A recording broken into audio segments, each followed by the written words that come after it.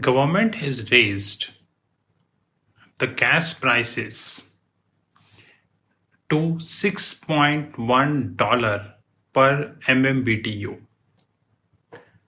But I am not getting this because as we speak, the gas prices are near about 5.6 per MMBTU. But the government has raised to 6.1 per MMBTU. Anyways, this would surely hit the inflation, but at the same point of time, it would hit the profitability of gas distributors and the gas producers like Reliance, ONGC, and others. They would get a substantial benefit out of that. 6.1.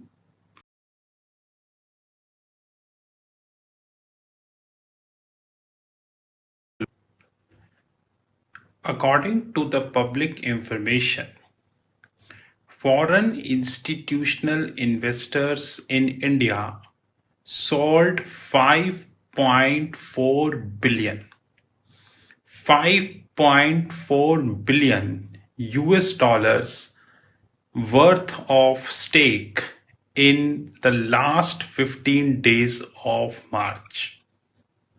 By the way, I do not have the information that how much they sold in 2022.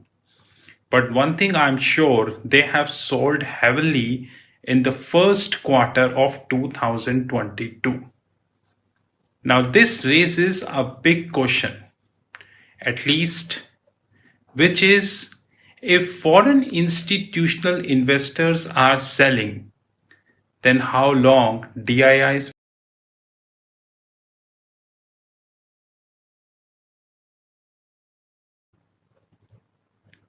Russia is very, very clear on one side,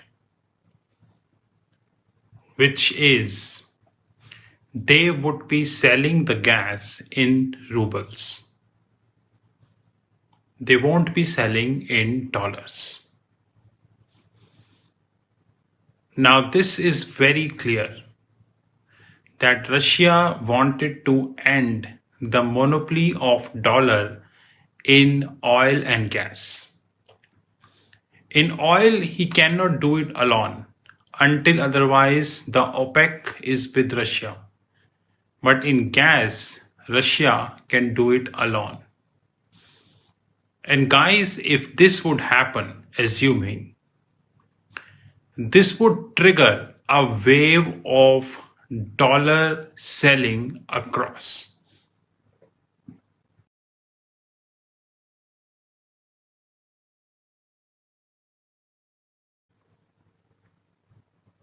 Practically speaking, the foreign brokerages would definitely hype the Axis Bank takeover of Citi India assets.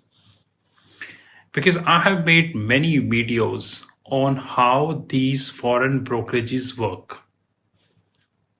And I have seen that the foreign brokerages have started giving the target of 1100 and something like this on the Axis Bank. The hype has already started, but I am telling you right now that Axis would regret on Citibank deal. India is having a history that majority of the M&A deals done went in a negative direction. Just wait and watch.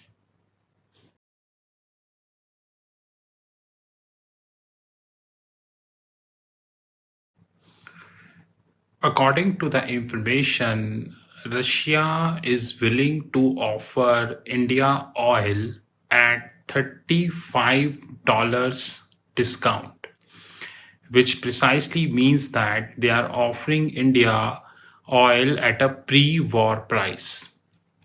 Because before the war, oil was near about 75 to 76. And now, as we speak, it is near about 108 with the high of 130. Now, if Russia is willing to offer at $35 discount per barrel, now India need to take up a call. But having said that, the US and European Union put sanctioned on Russia. And if India would be buying this oil, then they need to consider the foreign policy.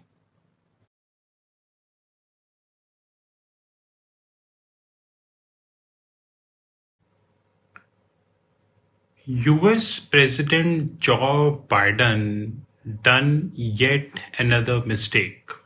By the way, when you look at him, you will see that he is a person who repeat mistakes and mistakes. The latest mistakes is US president is saying that United States would be releasing 180 million barrel 180 million barrel of oil from the strategic reserves. By the way, as we speak, oil is near about 108. So for a while, I assume 180 million barrels would release from the US oil reserve. This would ease oil a bit, maximum $2 or $5.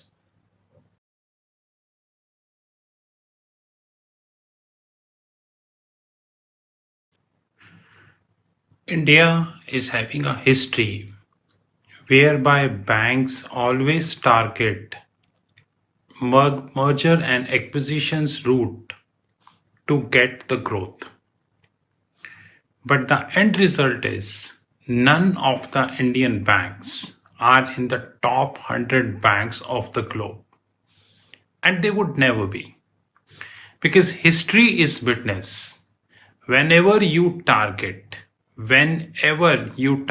merger and acquisitions to grow yourself, you would never be in the top league. And now this mistake is repeated by the Axis Bank. Citibank, who once used to claim Citi never sleeps, now Citi has slept.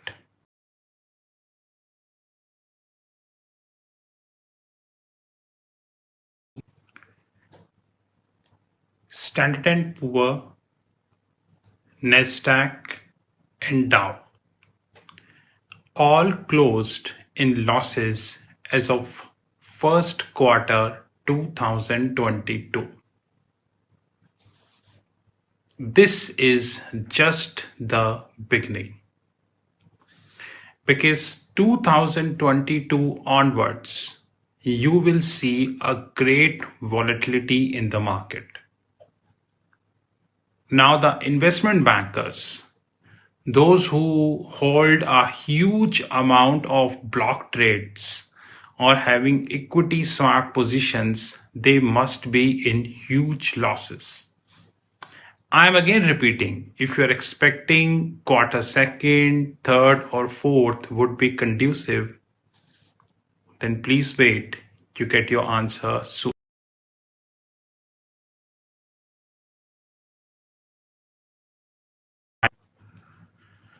According to the information, global oil consumption per day stands near about 100 million barrels.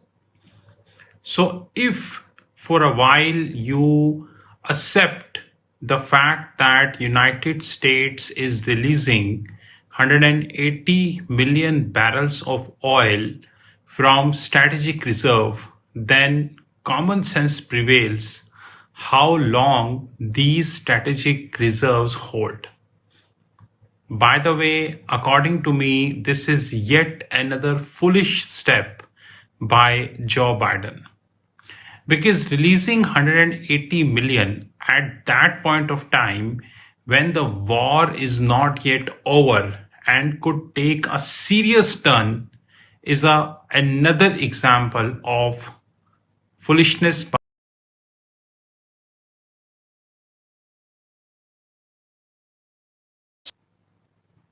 future retail. who is already into so many negative news. Now, in another negative news, which is the CEO of Future Retail resigns. Now, the media is claiming that due to the legal tussle between Amazon and Reliance, the debt issues, he resigned. But CEO is always considered as an important position in any organization.